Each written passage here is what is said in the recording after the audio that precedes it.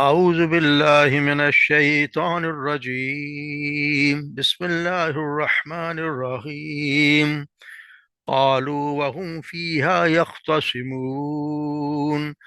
تالله إن كنا لفي ضلال مبين إذ نسويكم برب العالمين وما أضلنا إلا المجرمون فما لنا من شافعين ولا صديق حميم فلو أن لنا كرة فنكون من المؤمنين إن في ذلك لآية وما كان أكثرهم مؤمنين وإن ربك لهو العزيز الرحيم قالوا اور وہ کہیں گے وہم فیہا یختصمون اور وہ فیہا اس میں یعنی جہنم میں یختصمون آپس میں جھگڑا کریں گے واللہ اللہ کی قسم ان کننا بے شک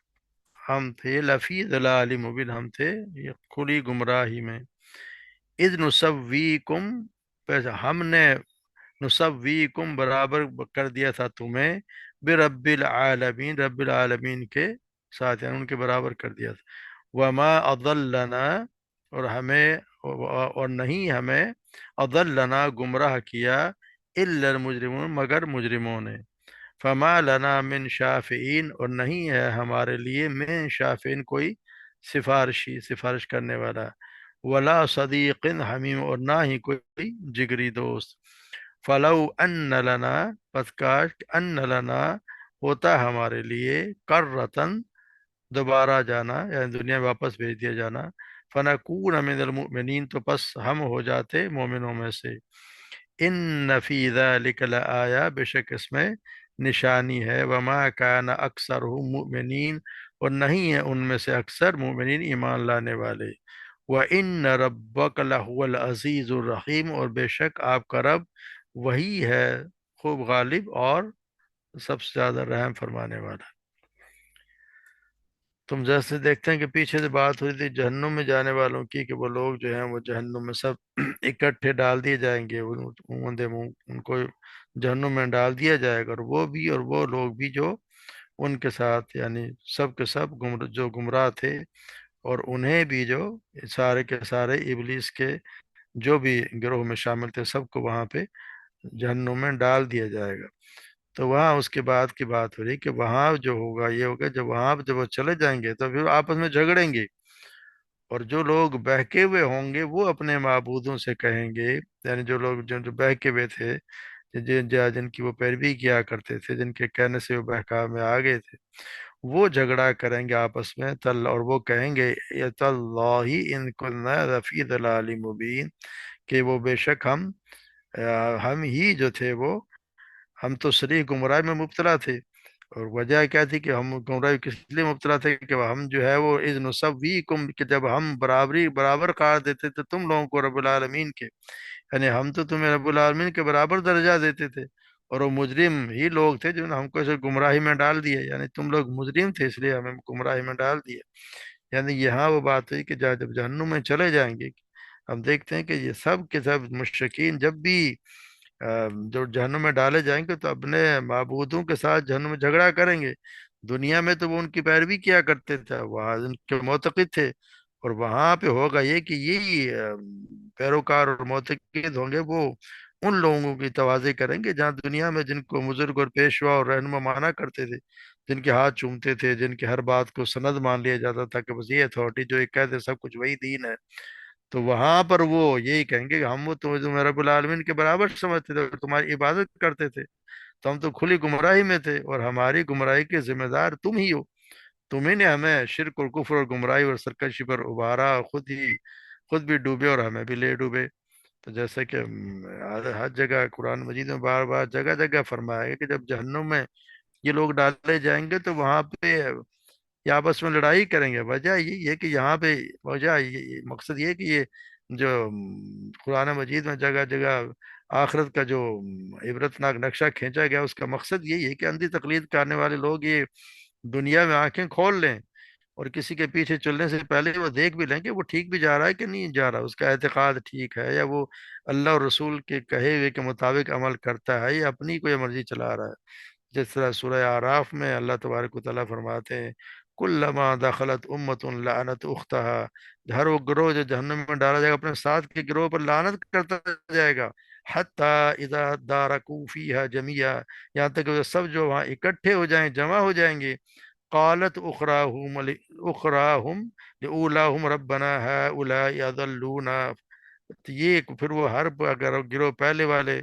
گروہ کے متعلق ہے، اے ہمارے یہ ہیں وہ لوگ جنہوں نے ہمیں گمراہ کیا تھا، فاتیہم عذابا ضعفا من النار، تو ان کو دوگنا عذاب دے، جہنم کا آگ کا دوہرا عذاب دے۔ قال لکل ضعف ولکن لا تعلمون، اللہ تبارک و تعالیٰ فرمائے گا ہر ایک کے لیے دوہرا ہی عذاب ہے، مگر تم جانتے نہیں ہو۔ دوہرا اس لیے کہ ایک تو یہ ان کے لیے ہے جنہوں نے کہ خود یا لوگوں کو تو اپنے آپ خود کو بہکے رہے، دوسروں کو لوگوں کو بہکا دیا، تو دونوں چیزیں ہیں۔ اور یہ ہے کہ ان کے لیے بھی دوہرا عذاب ہے کہ جو خود بھی ان کے بہکاوے میں آ گئے اور خود سمجھنے کی کوشش نہیں کی اور گمراہی میں مبتلا رہے، تو ان کے لیے بھی دوہرا عذاب ہے۔ اس طرح سورہ حام میم سجدہ میں اللہ تبارک و تعالیٰ فرماتے ہیں، وقال الذین کفروا ربنا ارنا الذین اضلانا من الجن والانس، اے کافر اس وقت کہیں گے کہ اے پروردگار ان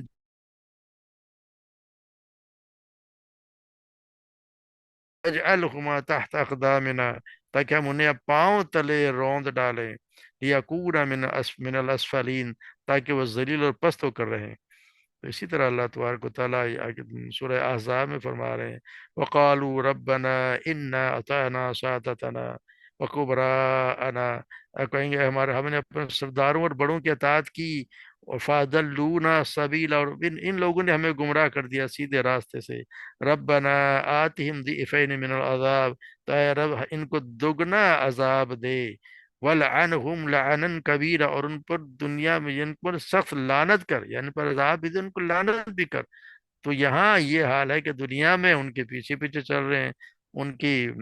پوجا کی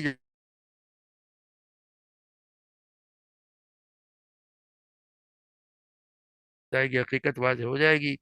تو پھر وہ یہ سمجھیں گے کہ یہ اب تو ہم مارے گئے، تو پھر وہ ان کے لیے بھی بد دعا کریں گے، ان کو لعنت کریں گے، یہ وہ لوگ ہیں جنہوں نے ہمیں بہکا دیا۔ اور وہاں پہ یہ دیکھ وما لنا من شافع، ان کے کوئی سفارشی بھی نہیں ہے، یعنی جب دیکھیں گے جن کو اس دنیا میں سفارش سمجھا کرتے تھے، جن کے متعلق ان کا یہ عقیدہ تھا کہ جس کو جس کو یہ چاہیں گے بخشوا لیں گے، اور جس نے ان کے بس بیعت کر لی، جن کا ہاتھ پکڑ لیا، وہ تو سیدھا جنت کی چابی انہی کے پاس ہے، وہ سیدھے جنت میں جائیں گے۔ مگر وہاں جب دیکھیں گے کہ وہاں تو سارا الٹا کام ہو گیا، آج کوئی ان کی سفارش کرنے والا ہی کوئی نہیں ہے،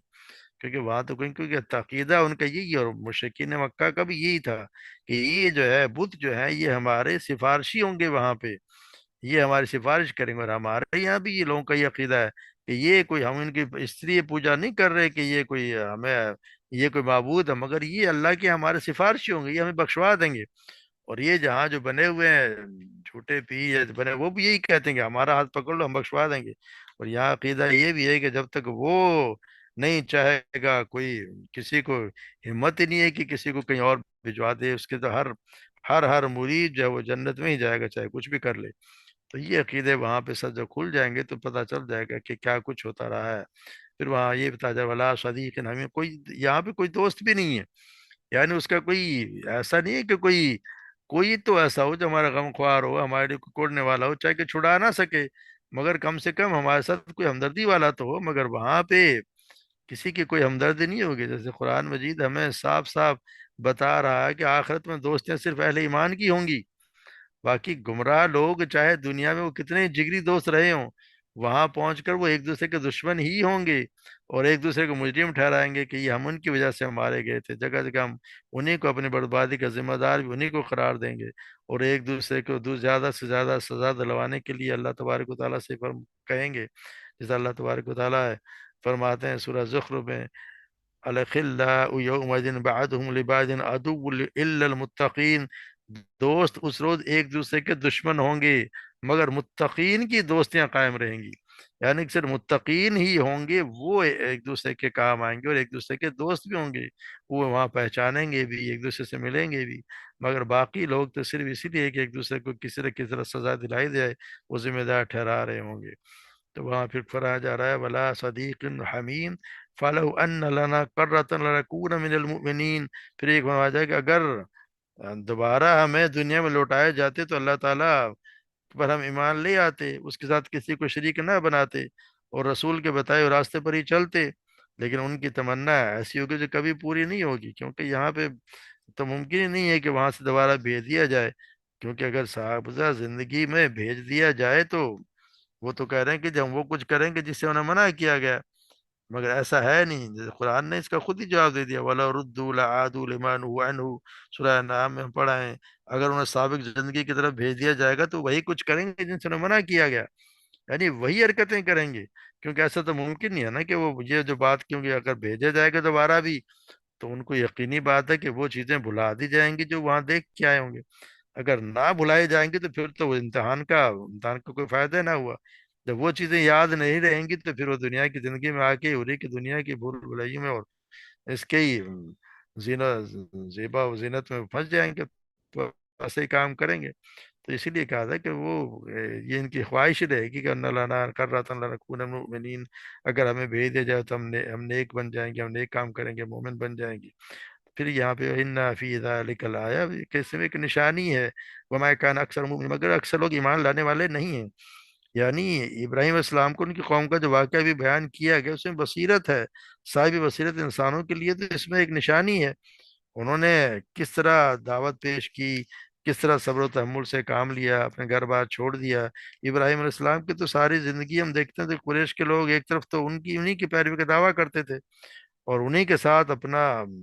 رشتہ جوڑا کرتے تھے، مگر دوسری طرف یہ کہ اسی شرک میں مبتلا رہے جس کے خلاف ابراہیم السلام کے سارے جد و جہد رہی، ان کی عمر اسی میں بیت گئی، اپنے گھر بار کو چھوڑ دیا، باپ کو چھوڑ دیا، سارے قوم کو، اپنے قبیلے کو چھوڑ دیا۔ مگر آج جو نبی وہی بات پیش کر رہا ہے جس کے خلاف وہی بات وہ کھڑے ہو گئے جس طرح ابراہیم السلام کے خلاف ان کی قوم کھڑی ہو گئی تھی۔ تو یہی برکتیں وہی کہ ان کو یاد دلایا جا رہا ہے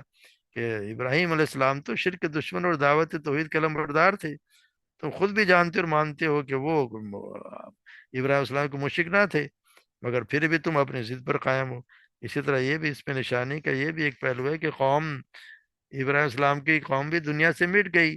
اور ایسی مٹی کہ اس کا کوئی نام و نشان بھی نہ بچا۔ اس میں کسی کو اگر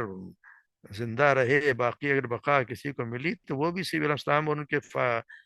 جو فرزند تھے اسماعیل اور اسحاق علیہ السلام، ان کی اولاد ہی کو نصیب ہوئی۔ قرآن میں ویسے تو ان کی عذاب کا کوئی ذکر نہیں ملتا ہے کہ ان کو کس طرح عذاب دیا گیا، لیکن جو ابراہیم علیہ السلام کا نکلنے کے بعد ان پہ یقین آیا ہوگا۔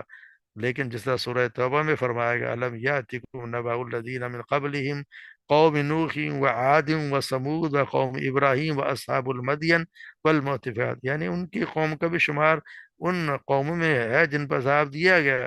جیسے وہ ان کی خبریں پہنچی ان لوگوں کی جن سے جو ان سے پہلے تھے، قوم نوح ہے، عاد ہے، سمود ہے، ابراہیم کی قوم کا بھی یہاں ذکر ہے، تو اس کا نا وہ تو مٹ گئے۔ تو یہاں ان کو یہی بتایا جا رہا ہے کہ جو ایمان نہیں لاتا نبی پر اور ان کی مخالفت کرتا ہے وہ آخر کار مٹ ہی جاتا ہے۔ اور یہاں بھی وہ دیکھیں کہ ان کے آپ نام لیوا تو ابراہیم علیہ السلام کے نام لیوا ہیں، یا ان کے اولاد کے نام لیوا نہ ہیں، آپ صلی اللہ علیہ وسلم کے نام لیوا صحابہ کرام کے سب ہیں، مگر وہ لوگ جو ان کی مخالفت کیا کرتے تھے ان کا تو کوئی ذکر نہیں ہے۔ اگر ہے بھی تو ان کو کوئی بھی نہیں چاہے گا کہ ان کو نام ان کے نام سے پکارا جائے، کوئی بھی نہیں چاہے گا کہ اس کا تعلق کسی طرح ابو جہل سے یا کسی اور کے ساتھ جوڑا جائے۔ تو یہ ان کی نشانی بتائی گئی ہے کہ یہ ابراہیم علیہ السلام کی قوم کے قصے میں تمہارے لیے نشانیاں ہیں کہ وہ قوم بھی مٹ گئی تو یہ نہ کہ تم بھی مٹ جاؤ گے۔ تو اسی طرح فرمائی نفی ذلک الآیا وما کان اکثرهم بمؤمنین۔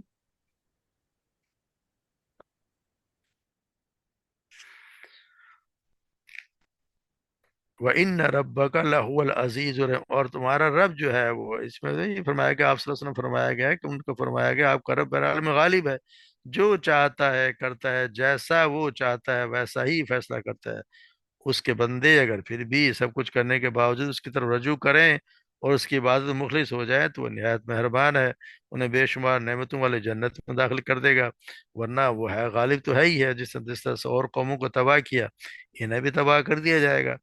اور اگر اس کی طرف توبہ کر لیں، رجوع کر لیں گے تو اللہ تبارک و تعالیٰ رحیم ہے، وہ ہے ہر کسی کو پھر معاف کرنے کے بھی اللہ تبارک و تعالیٰ ہی ہے جو معاف بھی کر دیتے ہیں، اس کے سوا تو کوئی معاف کرنے والا ہے نہیں۔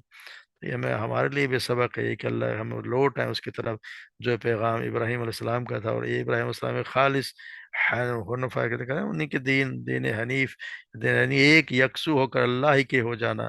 ایک اللہ کے سوا کسی کی عبادت نہ کرنا، اسی سے ہر چیز مانگنا، اسی سے ہر چیز کو یہ سمجھے کہ اللہ ہی کے قدرت میں ہے، اللہ ہی سب کچھ کر سکتا ہے، کسی کا اختیار ذرہ برابر بھی نہیں ہے۔ یہ اعتقاد ابراہیم علیہ السلام کا بھی تھا، اور اسی لیے اللہ تبارک و تعالیٰ نے کتنا انہیں آزمایا، اور کہ ہر چیز پہ وہ پورے اترے، اور انہیں کے لیے پھر آگ کو بھی انہوں نے اللہ تبارک و تعالیٰ نے گزار بنا دیا۔ تو یہ اللہ تبارک و تعالیٰ کی طرف اگر کوئی آ جائے صحیح معنوں میں، تو اللہ تبارک و تعالیٰ پھر اس کا خیال بھی کرتے ہیں، اس کی مشکلیں بھی آسان کر دیتے ہیں، اور اس کے لیے دنیا میں ناموری بھی، جیسے کتنا ان کا نام لیا جاتا ہے، اور قیامت تک ان کا نام اسی طرح لیا جائے گا۔ اللہ تبارک و تعالی ہمیں بھی صحیح قرآن کی سمجھ عطا فرمائے۔ اور ابراہیم علیہ السلام اور آپ صلی اللہ علیہ وسلم کو حکم دیا گیا کہ ابراہیم کے دین کی پیروی کرو، تو ہمیں بھی آپ صلی اللہ علیہ وسلم کی پیروی کرنے کی، اور ان کی ابراہیم علیہ السلام کے دین کی پیروی کرنے کی اللہ تبارک و تعالی ہمت بھی دے اور توفیق بھی دے۔ وما علینا الا البلاغ۔